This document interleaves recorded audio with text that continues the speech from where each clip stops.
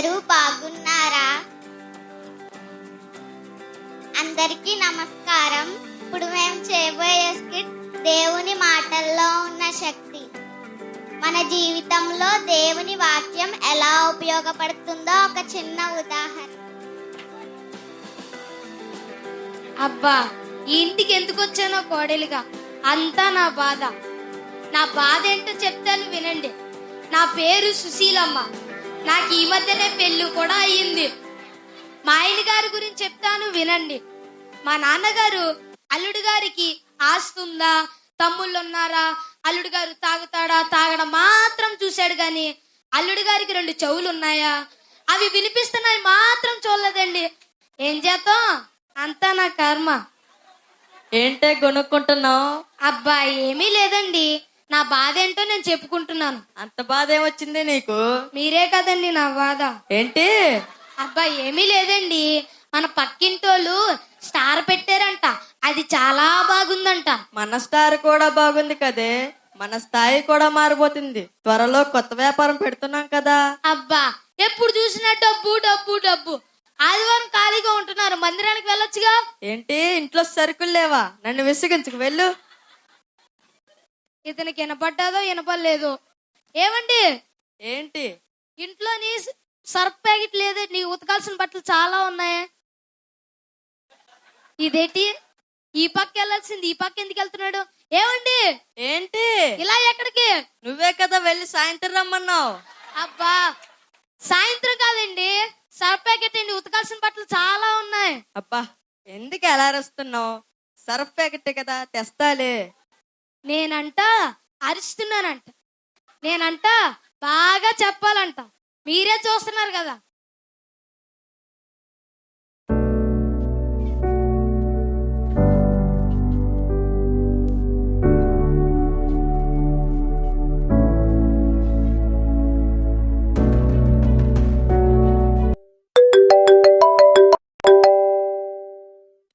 Hello hello, మీ నాన్నగారికి ఆరోగ్యం బాగాలేదు, మిమ్మల్ని త్వరగా రమ్మంటున్నారు. అవునా, నిజంగానా?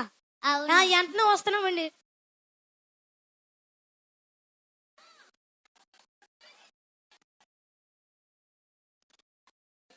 ప్యాకెట్ ముందు ఇది పక్కన పెట్టండి. మా నాన్నగారికి ఆరోగ్యం బాగోలేదంట, వెంటనే కలవరిస్తున్నారంట. వెళ్దాం రండి. ఆ చెత్త ఇంకా పనికిరా, తీసుకెళ్లి బయటపడే. ఇతనికి అర్థమయ్యిందా, అర్థమయ్యేటట్టు మాట్లాడుతున్నాడా?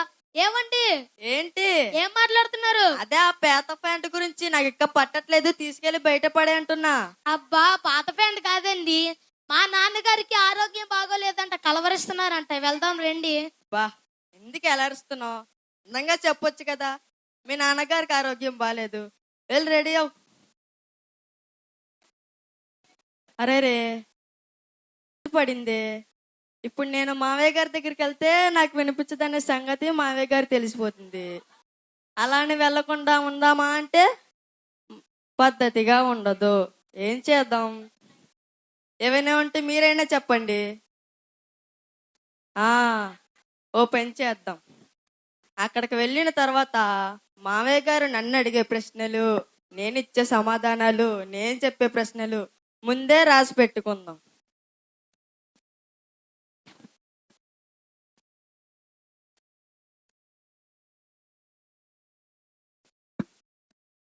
అక్కడికి వెళ్ళిన తర్వాత మావయ్య గారు ఎలా ఉన్నారు, ఆరోగ్యం బాగుందా అని నేను అంటాను.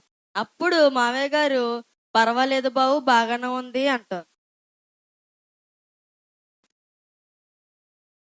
తర్వాత నేను ఏ మందులు వాడుతున్నారు మావయ్య గారు అంటాను. మావయ్య గారు డాక్టర్ ఏ మందులు ఇచ్చారో తెలియదు కానీ నేను కులాసాగానే ఉన్నాను బావు అని అంటారు. అమ్మయ్యా, ఇంతటితో ప్రశ్నలు జవాబులు ముగిశాయి.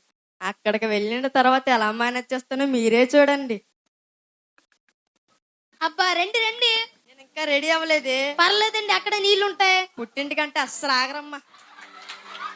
ఏవండి, మా నాన్నగారు నాన్నగారు నాన్నగారు పెళ్లి చేసి అప్పుడే పోయారా? నాన్నగారు నాన్నగారు, నా పుట్టే పిల్లలకి నీ పేరే పెట్టుకుంటాను. నాన్నగారు నాన్నగారు.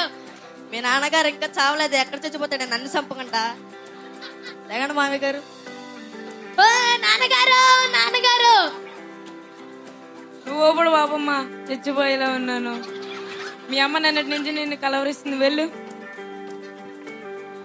మావయ్య గారు, మావయ్య గారు ఎలా ఉన్నారు? ఆరోగ్యం బాగుందా? అస్సలు బాగాలేదు బాబు, చచ్చిపోయే పరిస్థితిలో. అవునా మావయ్య గారు? ఈ మాట వినగానే నాకు చాలా సంతోషంగా ఉంది. నేను చచ్చిపోయే పరిస్థితిలో ఉంటే నీకు చాలా ఆనందంగా ఉందా? డాక్టర్ ఏ మందులు ఇచ్చారు మావయ్య గారు? విషం రా, విషం. అవునా మావయ్య గారు? ఆ మందులు మీకు కరెక్ట్ గా సూట్ అవుతాయి. ఇంతకీ హాస్పిటల్ మావయ్య గారు? శ్మశానం రా, శ్మశానం. మావయ్య గారు పేకి కనిపించరు కానీ మంచి ప్లేస్లన్నీ ముందే సెలెక్ట్ చేసి పెట్టుకుంటారు. నన్ను కాపాడండి, కాపాడండి సుశీలమ్మ, నన్ను కాపాడు. అబ్బా ఏం చేశారండి? ఈ చోట నిలబరుస్తున్నావు అమ్మ నువ్వు. అంతా మీరు చేసిందే కదా నాన్నగారు. ముందు మీరు ఇక్కడి నుంచి బయలుదేరండి. ఏం చేశారండి? నేనేం చేయలేదే.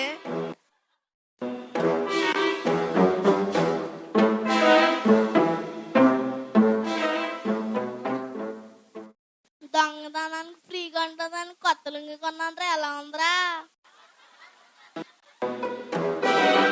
బాగుందన్నా. గంటలా చెప్తున్నారా? ఒకసారి చూసి చెప్పరా? చూసినా చూడకపోయినా అదే కదా నా చెప్పాలి.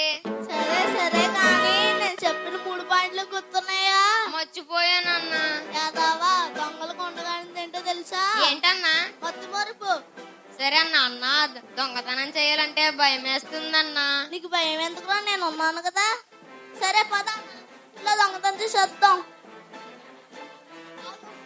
నువ్వు ఇంతకీ దొంగ వల్ల ఏమిరా? చిన్నప్పటి నుంచి మా నాన్న దొంగనా కొడక దొంగనా కొడక దొంగనా కొడక అంటే ఇదేదో బాగుంది కదా, దొంగనైపోయానన్నా. సరే పద. ఏమండి?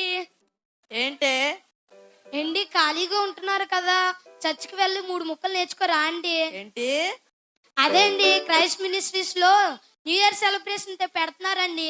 అక్కడికి వెళ్ళి 3 ముక్కలు నేర్చుకోరండి. 3 మొక్కలు నేర్చుకురావాలా? అవునండి. సరే.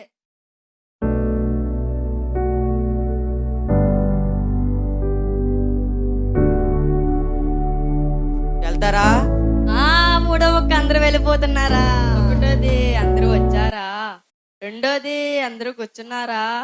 3వది అందరూ వెళ్ళిపోతున్నారా? 3 మొక్కలు నేర్చుకున్నాను. అబ్బా 3 ముక్కలు అంటే 3 ముక్కలు నేర్చుకొస్తారా? చెప్తాను విను. 1వది అందరూ వచ్చారా? 2వది అందరూ కూర్చున్నారా? 3వది అందరూ వెళ్ళిపోతున్నారా? అబ్బా మీరు మందిరానికి వెళ్ళి ఆ 3 ముక్కలన్నా నేర్చుకున్నారు. నాకు చాలా సంతోషం. సరే సమయం అవుతుంది కాబట్టి పడుకుందాం. అందరూ వచ్చారా?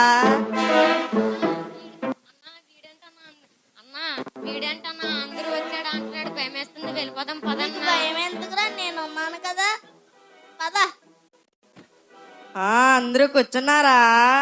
అన్నా వీడేంటన్నా అందరూ కూర్చున్నారా అంటున్నాడు. అన్నా భయం వేస్తున్నా. ఏ పని అయినా మన ఇద్దరమే కదా చేస్తాము. పద పరిగెడదాం. అందరూ వెళ్ళిపోతున్నారా? దొంగ దొంగ దొంగ దొంగ. అందరూ చూసారా దేవుని వాక్యం వీళ్ళ జీవితంలో ఎలా ఉపయోగపడిందో? మీ ఇంట్లో కూడా ఎవరైనా దేవుని మందిరానికి వెళ్ళకపోతే దేవుని మందిరానికి వెళ్ళమని చెప్పండి.